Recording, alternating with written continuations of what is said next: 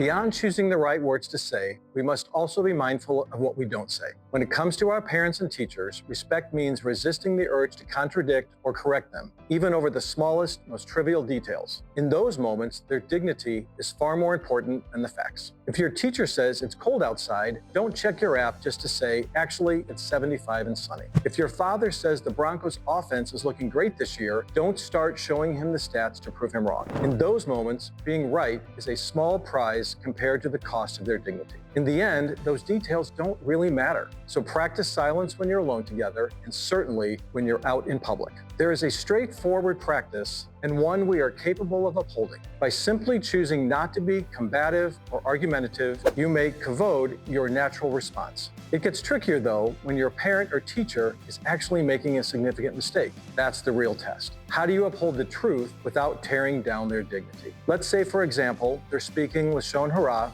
God forbid. How are you supposed to react? Should you jump up and shout, "You're not allowed to say that"?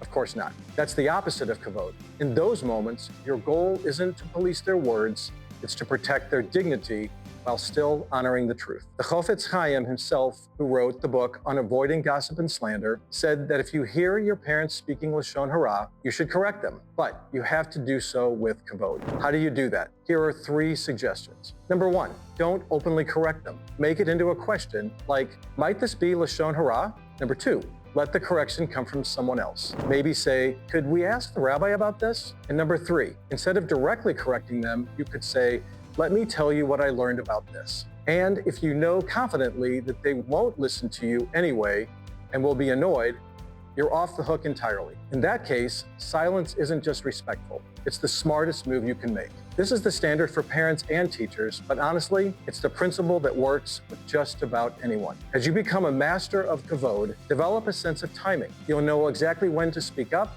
and exactly how to do it while keeping their dignity intact. Try this today. If you hear someone saying something incorrect, first decide if it needs to be corrected at all. If not, stay silent.